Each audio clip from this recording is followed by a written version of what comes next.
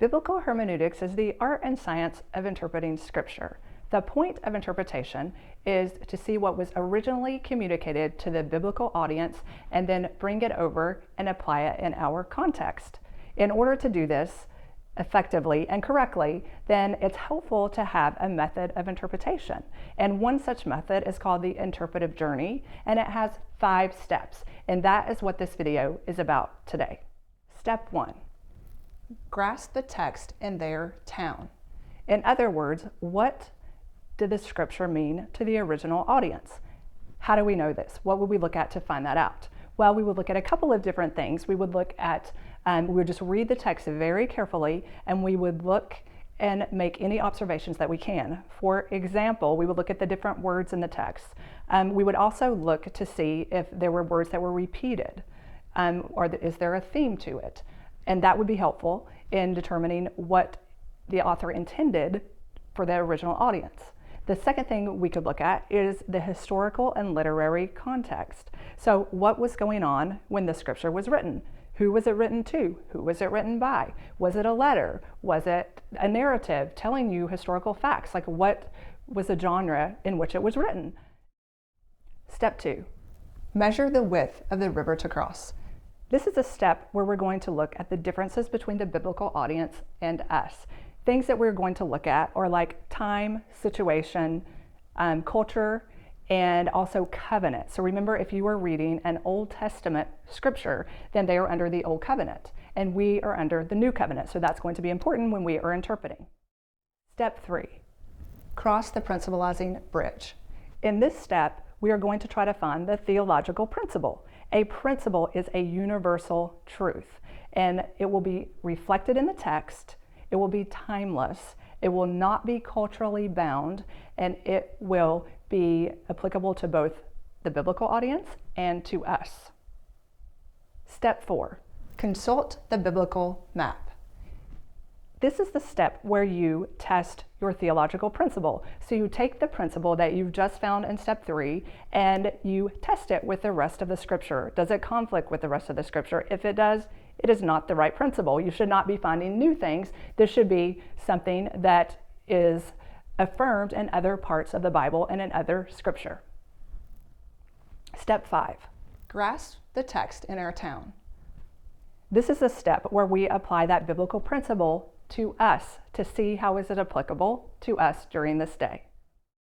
To make sure that all of this makes sense, I'm going to take you through a quick example in Joshua 1:1-9. And I'm going to put it up here, and I'm going to have you pause the video and take a minute and read through it, and then we're going to come back and quickly go through those steps just to make sure that you understand how to apply the principles.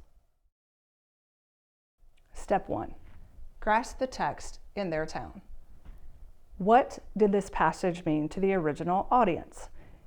Joshua was taking over as the new leader of the Israelites. Moses had passed away, and now Joshua is ready to lead the Israelites into the promised land. And God is saying to Joshua, be strong and courageous and obey my word, and you will be successful in conquering the promised land. Step 2, measure the width of the river to cross. Here's where we look at what is the difference between Joshua's situation and our situation, and the answer is obviously a lot. So in Joshua's situation, he is a leader getting ready to take an army of Israelites into the promised land and conquer the promised land. And obviously there's a lot of differences. They're nomadic, they have no home, they're culturally different, the languages are different, there are a lot of differences. They are under the Old Covenant because it is the Old Testament. We are under the New Covenant. So there is a pretty wide river for us to cross between the biblical audience and us. Step 3, cross the principalizing bridge. This is the step where we're finding the theological principle. In this particular scripture, the theological principle is when we are serving God to be effective, we need to draw strength and courage from Him. And we need to meditate on His word and be obedient in order to be successful and effective. Step 4, consult the biblical map. Does this theological principle that we just expressed fit in with the rest of the scripture?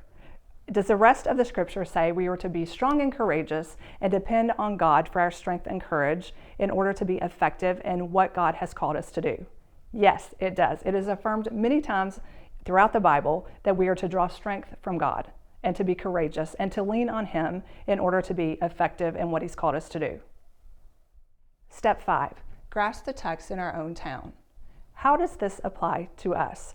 Well, if God has called us to do something, or if we are a leader in a church, then we are to draw strength and courage from Him, and we are to step out in boldness and to be strong and courageous in whatever He has called us to do, and we are to constantly meditate on His Word and be obedient in order to find success. I know this was a very quick video and a quick analysis of the 5 steps, but I hope that you are able to understand it and that you will apply it and use this method when you're interpreting scripture, because it gives a pretty good framework for making sure that we are interpreting the Bible correctly.